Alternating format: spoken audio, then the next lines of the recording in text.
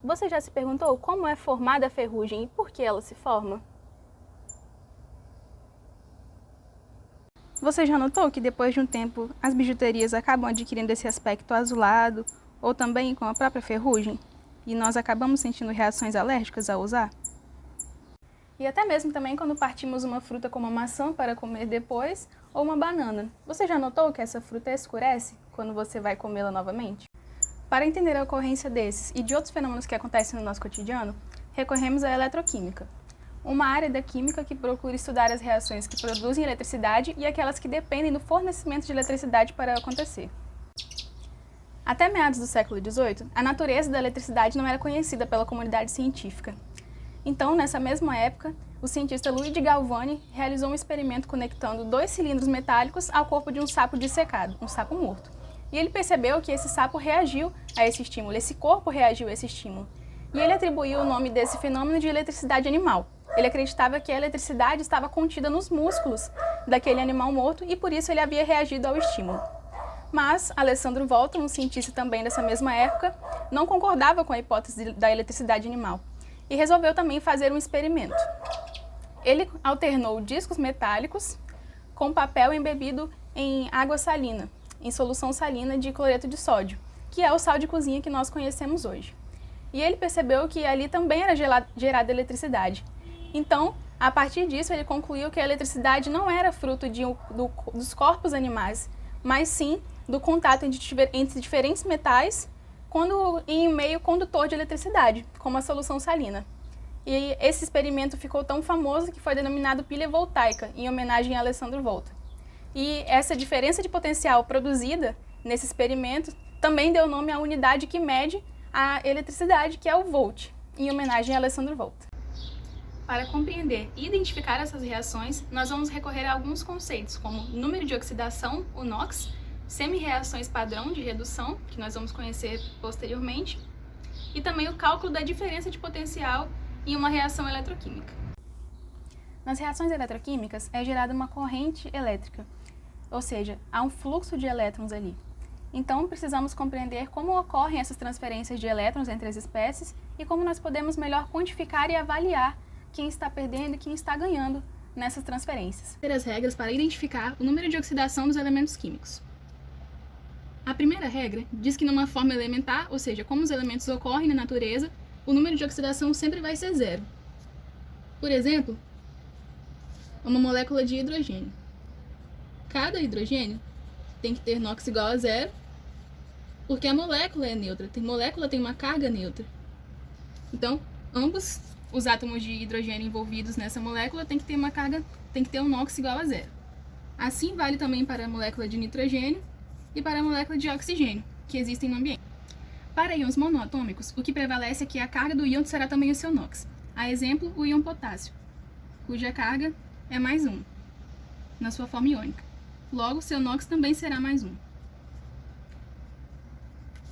O mesmo vale para o íon sulfeto, a exemplo, cuja carga é menos 2. Logo, seu NOx também será menos 2. Em compostos iônicos, essa regra prevalece também para os grupos de metais, como os metais alcalinos do grupo 1A, do grupo 2A e o alumínio, que está no grupo 3A. O NOx do alumínio no grupo 3A é mais 3.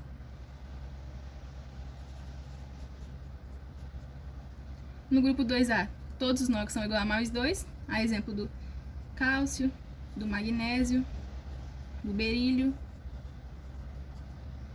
E no grupo 1A, todos os NOx são iguais a mais 1, a exemplo do íon sódio, do íon potássio, como já mencionamos anteriormente, também do rubídio.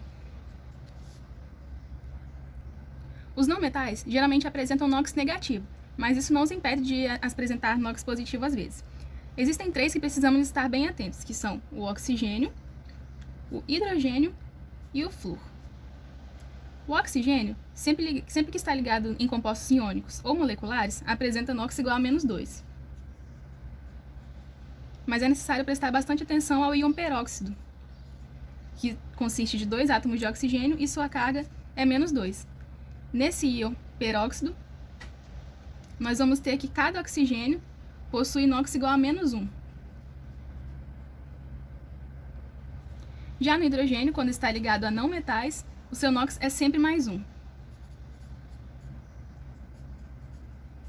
Mas também pode apresentar NOx negativo quando ligado a metais, o que não é muito comum, então não vamos adentrar a fundo essa questão.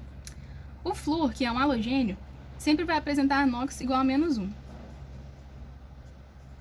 em todas as suas ligações, assim como outros halogênios como cloro, bromo, iodo, sempre vão apresentar NOx -1, que também corresponde à sua carga quando estão ligados a outros compostos. Na soma dos NOx, em um composto neutro, nós temos que ter que o NOx de todos os elementos desse composto tem que totalizar carga total igual a 0, como na água. Na água, o oxigênio tem NOx -2 e os hidrogênios NOx igual a +1. Então, 2 vezes 1, 2, positivo, menos 2, igual a 0, que totaliza essa molécula neutra que é a água. Já no íon hidrônio, que é o H+, nós temos que um oxigênio tem carga 2- e temos 3 hidrogênios com carga positiva, com NOx igual a +1. Então aqui nós vamos ficar com um saldo de uma carga positiva. Nós estamos com a deficiência de um elétron. Então a soma desses NOx vai totalizar +1, que é a carga do íon hidrônio.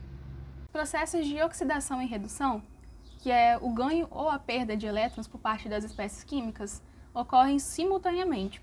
Porém, nós podemos dividi-los em reações de redução e reações de oxidação para facilitar os cálculos da diferença de potencial produzida na reação, uma vez que nem sempre temos equipamentos disponíveis para medir essa diferença de potencial.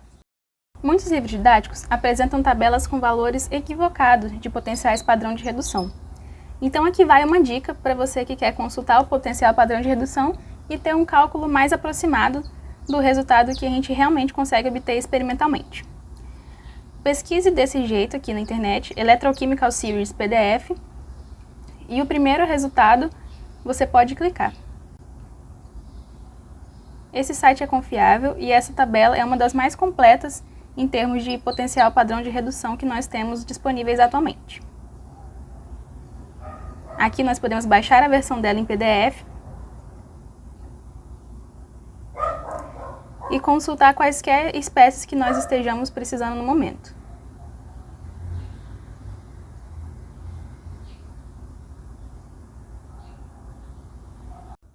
E se hoje nós temos esses potenciais padrões disponíveis para consultar, é porque um dia realizou-se experimento com o eletrodo padrão de hidrogênio e esse potencial verificado no eletrodo padrão de hidrogênio era igual a 0 volts.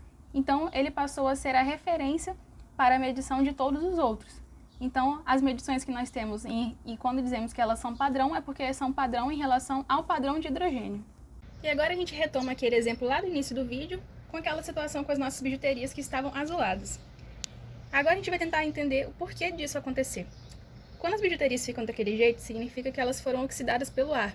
A maioria dos materiais que são feitos de cobre passam por esse processo de oxidação pelo ar, e principalmente em regiões litorâneas, que isso é acelerado pela presença de bastante íons cloreto, que estão presentes na água do mar, que é uma solução bem rica em cloreto por causa do cloreto de sódio.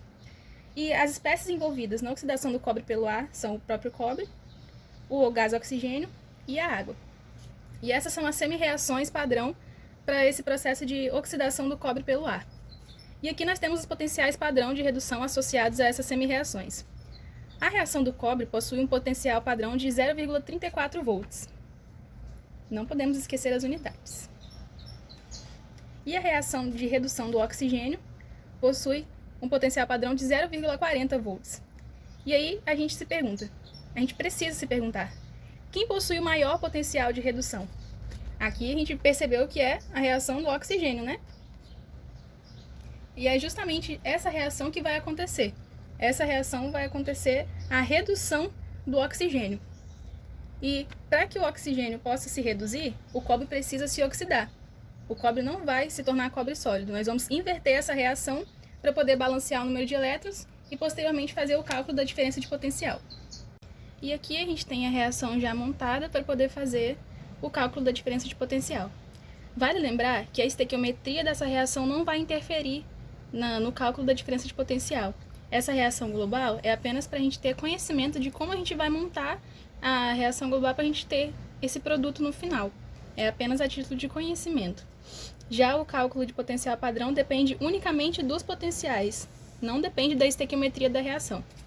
Então aqui nós temos a reação invertida, que é o cobre que se oxidou, cobre sólido virando cobre aquoso, 2+, cobre 2+, mais 2 elétrons, e oxigênio gasoso, mais 2 moléculas de água, mais 4 elétrons, virando 4 íons hidroxila. Aqui a gente balanceia esse número de elétrons, como 4 é múltiplo de 2. A gente pode multiplicar a reação de cima por 2 para equilibrar o número de elétrons, e depois a gente cancela esses elétrons, para poder gerar o produto final. Então aqui na reação global, nós vamos ter 2 átomos de cobre sólido, mais uma molécula de oxigênio gasoso, mais 2 moléculas de água, transformando isso, oxidando esse cobre e transformando o produto final, que é esse hidróxido de cobre. O produto final que a gente tem dessa reação é o hidróxido de cobre, que tem a cor verde azulada. Por isso que as nossas bijuterias ficam com aquele aspecto e com aquela cor. E aqui, o cálculo da diferença de potencial se dá por meio da diferença entre o potencial padrão da espécie que foi reduzida e o potencial padrão da espécie que foi oxidada. No caso, a espécie que foi reduzida foi o oxigênio. Então, aqui a gente coloca o potencial dele, que é 0,40 volts, e a espécie que foi oxidada foi o cobre. Então, a gente coloca aqui 0,34 volts.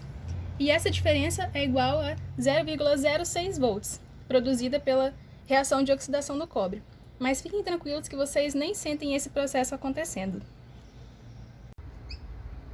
Bom, essa foi uma aula mais introdutória e geral sobre os conceitos que a gente trabalha dentro do conteúdo de eletroquímica, na disciplina de química, e espero que vocês tenham gostado da nossa metodologia, dos conceitos abordados, e espero também que quaisquer dúvidas possam entrar em contato comigo via direct do Instagram @tópicosquímica ou em qualquer comentário onde esse vídeo for postado.